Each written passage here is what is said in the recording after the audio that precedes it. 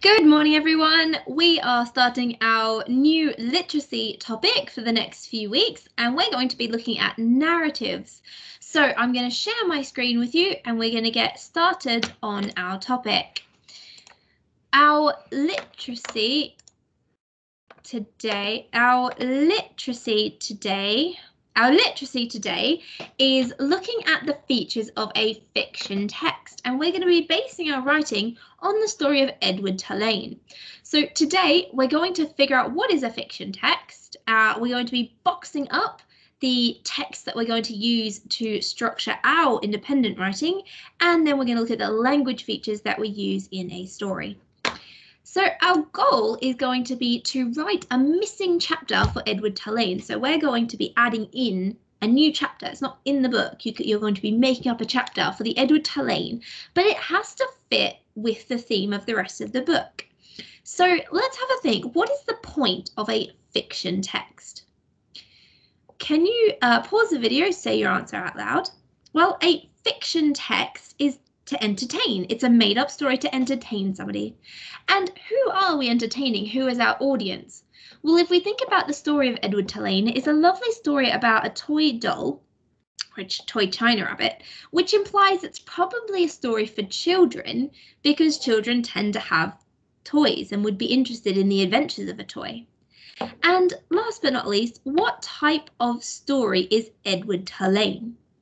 Well, it's a fiction story about a rabbit that goes on an adventure, so it's probably an adventure story. Okay, so our text that we're going to be looking at is a chapter from the original Edward Tulane book. So we're going to have a breakdown and have a look at the structure of all of the chapters that are in the book Edward Tulane. All right, let me bring up now on the screen the story for us, and we're going to read it together. So see if you can figure out which chapter it's from. I'll start reading. Tumbling through the air, Edward managed to catch one last glimpse of Aileen standing on the ship. Suddenly he hit the water with such tremendous force that his hat blew off his head. The vast, calm sea surrounded him. As Edward started to sink, he was greeted by swarms of fish. Down he went. Deeper down, the blue water turned as black as night. Edward was afraid. Edward was wondering whether he could drown when the wide net of a fisherman grabbed him. He was trapped. The net lifted him higher and higher until he reached the surface, and there was an explosion of light. He was lying on the deck of a ship surrounded by fish. "This ain't no fish," a man's voice said. "I'll take you home for Nellie." The man sailed Edward back to shore and carried him to his home. Nellie, his wife, was baking in the kitchen. It smelled of bread and cinnamon. "Look what I've got for you," he said, holding out Edward.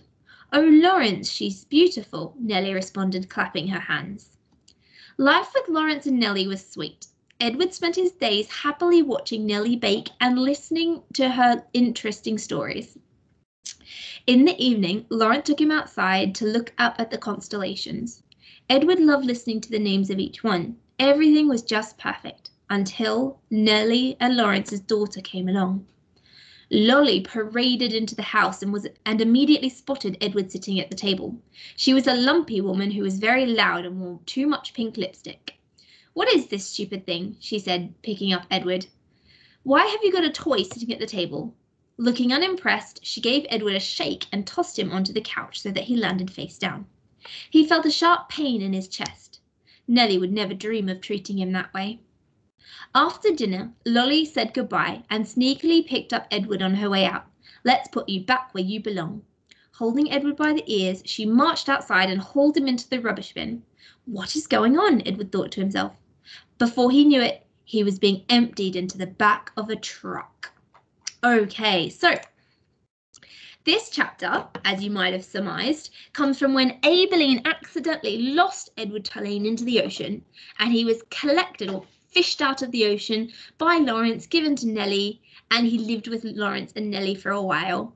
And then, sadly, Lolly, their daughter, comes along and throws Edward out. So we're going to break down this text into its different paragraphs to see if we can figure out what's the sort of theme of each paragraph, what's the point, okay? So we're going to start with the first paragraph. Let me read it again and see if you can figure out what's the theme. It says, Tumbling through the air, Edward managed to catch one last glimpse of Aibileen standing on the ship. Suddenly he hit the water with such tremendous force that his hat blew off his head. The vast calm sea surrounded him. As Edward started to sink, he was greeted by swarms of fish. Down he went. Deeper down, the blue water turned as black as night. Edward was afraid. What do you think that this section of the text is about? If we had to summarize what's happening in a few words, what would it be? Pause the video, have a think, and come up with a subtitle. When you're ready to see the answer, come back and press play. Okay, hopefully you've had a think. Now let's write down the correct answer. So this section is about the character arriving in a new place. So that is Edward arrives in a new place, and we can see that he arrives in the ocean. Let's have a look now at the second paragraph to see if we can figure out what it's about. It says, Edward was wondering whether he could drown when the wide net of a fisherman grabbed him. He was trapped. The net lifted him higher and higher until he reached the surface, and there was an explosion of light. He was lying on the deck of a ship surrounded by fish. This ain't no fish, a man's voice said. I'll take you home for Nellie. The man sailed Edward back to shore and carried him to his home. Nellie, his wife, was baking in the kitchen. It smelt of bread and cinnamon. Look what I've got for you, he said, holding out Edward. Oh, Lawrence, she's beautiful, Nellie responded, clapping her hands. So what is this section about? Have a think. Are we meeting new characters? Something to do with being collected? Pause the video and come up with your own answer. And when you're ready to see the correct answer, come back and press play. All right, hopefully you've thought to yourself what it's about, but now let's check the correct answer. This paragraph is being found by their new owner. So far we know that the structure of an Edward Tulane paragraph, first the character arrives in a new place, then they are found by their owner. Let's see what happens in the third paragraph. It says, life with Lawrence and Nellie was sweet. Edward spent his days happily watching Nellie bake and listening to her interesting stories. In the evening, Lawrence took him outside to look up at the constellations. Edward loved listening to the names of each one. Everything was just perfect, until Nellie and Lawrence's daughter came along. So what is this paragraph about? You can pause the video now, have a think. Can you figure out what's sort of the theme of this paragraph? When you're ready, come back and press play. Okay, hopefully you've thought of your own answer, but the correct answer is it's about the day-to-day activities with their new owner. So it's just the daily life, what things do they get up to? Moving on to the fourth paragraph, let's have a read and see if we can figure out a theme. Lolly paraded into the house and immediately spotted Edward sitting at the table. She was a lumpy woman who was very loud and wore too much pink lipstick. What is this stupid thing?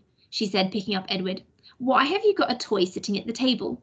Looking unimpressed, she gave Edward a shake and tossed him onto the couch so that he landed face down. He felt a sharp pain in his chest. Nellie would never dream of treating him that way.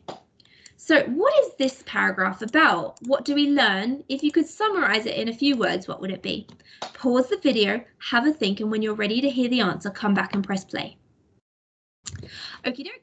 You've had a think and you've come up with your own answer. So what is this paragraph about? It is introducing a problem. We're going to introduce the person or the problem that's going to separate Edward from his owner. Okay, so writing down that answer, and then we're going to come to the last paragraph and let's see what that one's about. It says, after dinner, Lolly said goodbye and sneakily picked up Edward on her way out. Let's put you back where you belong. Holding Edward by the ears, she marched outside and hauled him into the rubbish bin. What is going on? Edward thought to himself. Before he knew it, he was being emptied into the back of a truck. So last but not least, pausing your video, figuring out what is this paragraph about, and when you're ready to hear the answer, come back and press play.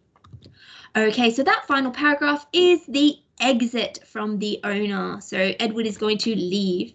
So every single Edward Tulane chapter or section follows this same structure. The character is going to arrive into a new place, then he's going to be found by his owner, then we're going to learn about what he does with his owner in his daily life, then he's going to encounter a problem, and lastly he's going to be separated or exit from his owner. So we're going to use this information to make a new chapter for our Edward Tulane story next week and the week after. So now let's have a look at the language features of a fiction text. Starting with the yellow text, what do you notice? What kind of language feature is this? It is definitely one you've done before and we use in almost every piece of writing. It is a fronted adverbial. So why do we use a fronted adverbial? What do they do? You can pause the video if you need time to think.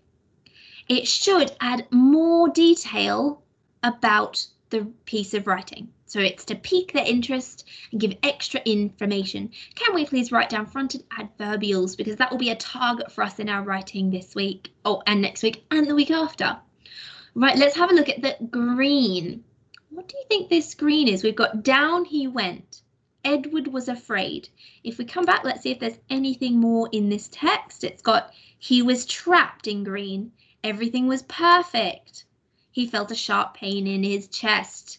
Can you figure out what kind of language feature this is? It's one we've used a while ago. It is short sentences. What's the point of a short sentence? Can you remember?